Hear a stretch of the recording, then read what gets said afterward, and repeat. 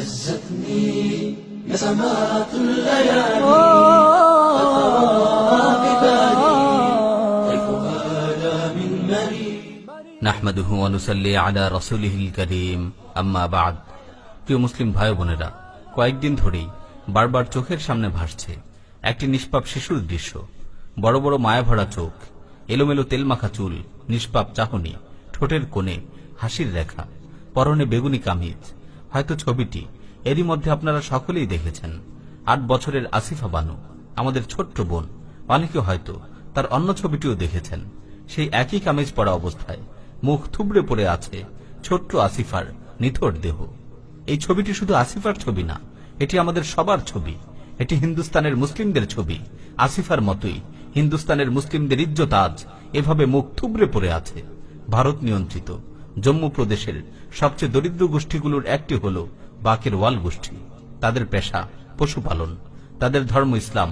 আমাদের বোন আসিফা ছিল কাঠুয়া প্রদেশের এমনই এক বাকেরওয়াল পরিবারের সন্তান। জানুয়ারির 10 তারিখ প্রতিদিনের মতোই আসিফা পোষা ঘোড়া নিয়ে বের হয়, কিন্তু অন্যান্য দিনের মতো সন্ধ্যা পেরিয়ে যাবার পরও নিয়ম মতো আসিফা ঘরে ফিরে আসে না। এক সময় উদ্বেগ আতঙ্কে পরিণত হয়। আসিফার বাবা মা, পাড়া প্রতিবেশী সবাই ওকে খুঁজতে বের হয়। তন্ন তন্ন করে খোঁজা হয় পুরো গ্রাম, কিন্তু আসিফার খোঁজ পাওয়া যায় না। 8 দিন পর সন্ধান মিলে আসিফার ক্ষতবিক্ষত লাশের। ওর মুখে দাঁতের চিহ্ন, শরীরের বিভিন্ন স্থানে পিশাচদের লালসার ছাপ। প্রশাসনের অনেক গড়িমসিয়ার নাটকের পর শেষ পর্যন্ত তদন্তে উঠে আসে এক ভয়ঙ্কর কাহিনী। কাঠুয়া প্রদেশের মুসলিমদের ভয় দেখানো এবং বিতাড়িত করার জন্য পৈশাচিক এক পরিকল্পনা তৈরি করে হিন্দু ব্রাহ্মণেরা। প্রথমে আসিফাকে অপহরণ করা হয়। অপহরণের পর তাকে বন্দী করে রাখা হয় স্থানীয় মন্দিরের স্টোর রুমে। তারপর মালাউনের দল পালাক্রমে 8 বছরের মেয়েটিকে ধর্ষণ করে। প্রতিদিন মন্দিরের নিয়মিত কাজকর্মের সময় আসিফাকে ঘুমের ওষুধ খাইয়ে স্টোর রুমে ফেলে রাখা হতো। এভাবে পালাক্রমে চলতে থাকে আমাদের বোনের উপর অকথ্য নির্যাতন। শেষ পর্যন্ত এই মালাউনের দল আসিফাকে মেরে ফেলার সিদ্ধান্ত নেয়।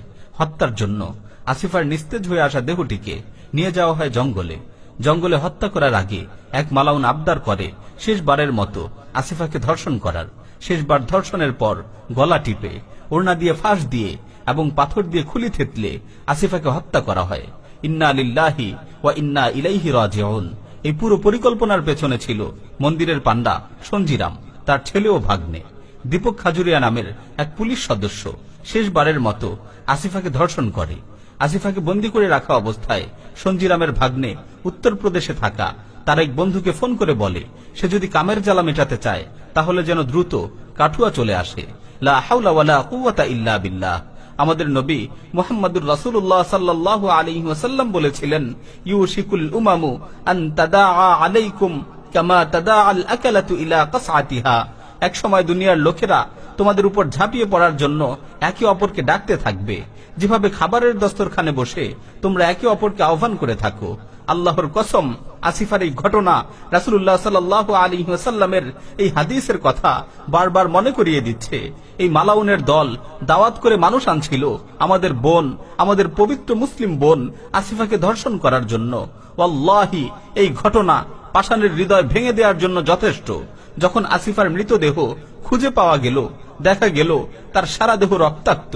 ডাক্তারি পরীক্ষায় দেখা গেল তার জরায়ু ছিন্ন বিচ্ছিন্ন হয়ে গেছে। তার শরীরে আগুনের ছ্যাঁকাও দেওয়া হয়েছিল। লা হাওলা ওয়ালা কুওয়াতা ইল্লা বিল্লাহ। আসিফার বাবা মা সারা গ্রাম তন্ন তন্ন করে খুঁজেছিলেন, কিন্তু তারা মন্দিরের ভেতর খুঁজেননি, কারণ তারা মনে করেছিলেন এটা ওদের পবিত্র জায়গা। তারা বোঝেননি এই মালাউন হিন্দু কুকুরের দলের কাছে পবিত্রতা বলে কিছু নেই। আল্লাহ তাআলা বলেছেন, ইয়া আইয়ুহাল্লাযীনা আমানু ইন্নামাল মুশরিকুনা নাজাস। হে ঈমানদারগণ, নিশ্চয়ই মুশরিকরা অপবিত্র। এই মুশরিকরা নিজেরা যেমন অপবিত্র, তেমনি তাদের বিশ্বাসও অপবিত্র। আর তাই কোন ধরনের সভ্য আচরণ তাদের কাছ থেকে আশা করা যায় না। এই মালাউনের দল এত নিচু, এত ঘৃণ্য যে নিজেদের উপাসনালয়ে দিনের পর দিন একটি বাচ্চা মেয়েকে আটকে রেখে তাকে ধর্ষণ করতে তাদের বিন্দু মাত্র বিবেকের দংশন অনুভূত হয় না। এই হিন্দু মালাউনের দল এতই নির্লজ্জ যে বাবা আর ছেলে মিলে একটা বাচ্চা মেয়েকে ধর্ষণ করে, এতে ওদের কোনো লজ্জা হয় না। আর এত কিছুর পর এই মালাউন সম্প্রদায়ের প্রতিক্রিয়া কি ছিল?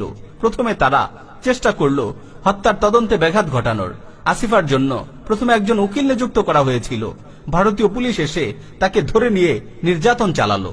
তারপর যখন একজন মহিলা উকিল নিয়োগ দেয়া হলো, হিন্দু উকিলরা তাকে হত্যা ও ধর্ষণের হুমকি দিতে শুরু করলো। ভারতের 2 মন্ত্রী এই ধর্ষক কুকুরদের পক্ষে বক্তব্য দিতে শুরু করলো। সারা ভারত জুড়ে হিন্দুরা এই ধর্ষকদের মুক্তির দাবিতে আন্দোলন শুরু করলো। চিন্তা করে দেখুন, এরা কতটা নিকৃষ্ট, এরা কতটা নিচু, কতটা বিবেকহীন। অথচ এই মালাউন হিন্দুদের নিয়ে আমরা এই দেশে অসাম্প্রদায়িকতার খেলা খেলি। এই হিন্দুদের নোংরা পূজা মণ্ডপ বানাতে আমার আপনার রোজগারের টাকা থেকে প্রতি বছর কোটি কোটি টাকা খরচ করা হয়। এই হিন্দুদের দুশ্চরিত্রা নারীদের শরীর প্রদর্শনী দেখতে প্রতি বছর পালা করে গরু খাওয়া মুসলিমের দল দুর্গাপূজা আর হোলি দেখতে ভিড় করে। এই হিন্দুরা আমাদের বোঝায় ধর্ম যার যার, উৎসব সবার, আর আমরা চুপচাপ সেটা মেনে নেই। তারা আমাদের অসাম্প্রদায়িকতা শেখায়, আর আমরাও দুধের বাচ্চার মতো সেটা মেনে নেই। আর কত, আর কি হলে আমাদের চোখ খুলবে?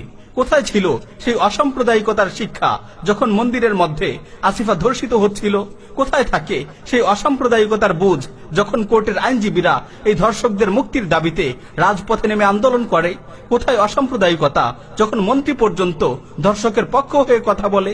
একটু চিন্তা করুন, যদি উল্টোটা হতো, যদি আল্লাহ না করুন কোনো মসজিদে কোনো হিন্দু শিশুকে ধর্ষণ করা হতো, তাহলে এই হিন্দুদের আর তাদের পোষা সেকুলারদের কেমন প্রতিক্রিয়া হতো?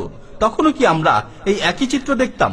আমার প্রিয় মুসলিম ভাই ও বোনেরা, আপনারা যদি মনে করে থাকেন আসিফার মৃত্যুর মাধ্যমে আমাদের অপমান ও লাঞ্ছনা শেষ হয়ে গেছে, তবে ভুল করবেন। যদি মনে করেন এ কোনো বিচ্ছিন্ন ঘটনা, তাহলে ভুল করবেন। ভারতীয় মালাউন বাহিনী দেশ ভাগের সময় থেকে শুরু করে আজ পর্যন্ত ধর্ষণকে একটি অস্ত্র হিসেবে ব্যবহার করে আসছে। জঙ্গি দমন, সার্চ, রেড, নানা নামে নানা অজুহাতে মালাউনের দল মুসলিম নারীদের ধর্ষণ করেছে।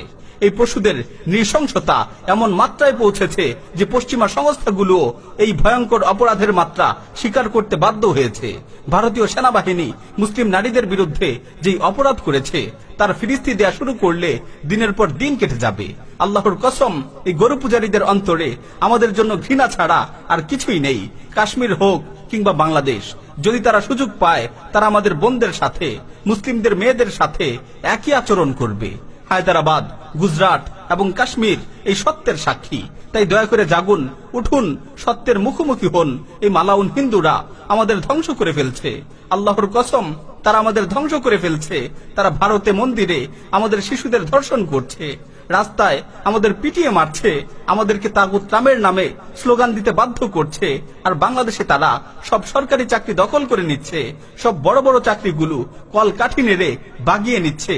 প্রশাসনের পৃষ্ঠপোষকতায় শ্যামল কান্দি আর রস রাজের মতো মালাউনের দল রাসূলুল্লাহ সাল্লাল্লাহু আলাইহি ওয়াসাল্লামকে নিয়ে কটূক্তি করছে। জুম্মার নামাজ চলাকালীন সময়ে মুসল্লিদের উপর আক্রমণ করছে, মসজিদে তালা ঝুলিয়ে দিচ্ছে, মন্দিরের মধ্যে কোরআন পুরাচ্ছে। আর যদি এই অবস্থা চলতে থাকে, তাহলে অচিরেই বাংলাদেশের অবস্থাও ভারতের মতোই হবে, আর ভারতের অবস্থা আরো খারাপের দিকে যাবে। আমার প্রিয় মুসলিম ভাই বোনেরা, আর কতদিন চোখ বন্ধ করে থাকবেন? আর কতদিন অসাম্প্রদায়িকতার এই ফাঁকা বলি বিশ্বাস করবেন? একটু চোখ খুলুন। ছোট্ট আসিফা, নিষ্পাপ আসিফা, আমাদের মাজলুম বোন আসিফা আমাদের দিকে চেয়ে আছে। এখনো কি আমরা জাগবো না? এখনো কি আমাদের ঘুম ভাঙবে না?